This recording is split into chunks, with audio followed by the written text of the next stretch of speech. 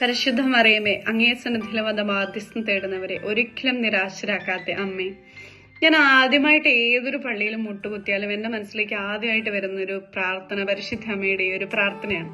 പരിശുദ്ധ അമ്മയുടെ നാമത്തിലുള്ള ഒരു പള്ളിയിൽ ജനിച്ചു വളർന്നുകൊണ്ട് തന്നെ പരിശുദ്ധ അമ്മയോടും ജപമാലയോടുള്ള ഭക്തി എല്ലാ ക്രിസ്ത്യാനികളെ പോലെ എനിക്കും ജീവിതത്തിൽ അനുഭവിച്ചറിയാൻ പറ്റിയിട്ടുണ്ട്.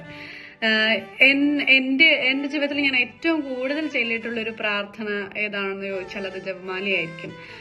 എനിക്ക് ഏറ്റവും കൃത്യതയോടെയും ഏറ്റവും വ്യക്തമായും ചെല്ലാൻ പറ്റുന്ന ഏതൊരു പ്രാർത്ഥനയാണെന്ന് ചോദിച്ചാലും അതിന്റെ മറുപടിയും ഏതൊരു ക്രിസ്ത്യാനിയും പോലെ ജപമാല പ്രാർത്ഥന തന്നെയാണ്. കാരണം നമ്മൾ ചെറുപ്പം മുതലേ നമ്മുടെ കുഞ്ഞുങ്ങൾക്കും നമുക്കും എല്ലാം അറിയാവുന്ന ഒരു പ്രാർത്ഥന, നമ്മുടെ കുടുംബ പ്രാർത്ഥനകളിലൊക്കെ ചെല്ലുന്ന ഒരു പ്രാർത്ഥന ജപമാല പ്രാർത്ഥന തന്നെയാണ്. നമ്മൾ UK വന്ന ശേഷം നമ്മുടെ ജീവിതത്തിൽ ഒരുപാട് മാറ്റങ്ങൾ ഉണ്ടാവും.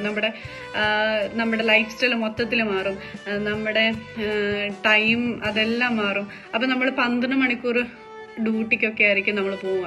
അപ്പൊ ചില സമയത്ത് നമുക്ക് കൊന്ത ചെല്ലാനുള്ള ഒരു സമയം, മുഴുവൻ കൊന്ത ചെല്ലാനുള്ള സമയമൊന്നും കിട്ടത്തില്ല.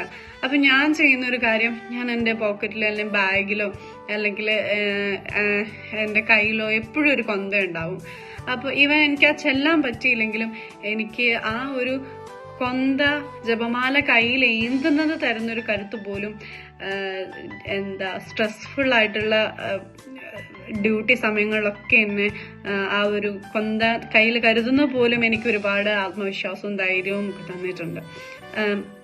ഈ ഒരു ഒക്ടോബർ മാസം എനിക്ക് കൂടുതൽ സ്പെഷ്യൽ ആയിട്ട് തോന്നിയിട്ടുള്ള, ഞാൻ ആദ്യമായിട്ടാണ് എൻ്റെ ജീവിതത്തിൽ വിമല ഹൃദയ പ്രതിഷ്ഠ പൂർണ്ണമായിട്ടും ചെല്ലിയ 33 ദിവസം വിമല ഹൃദയ പ്രതിഷ്ഠ ചെല്ലുന്നത്.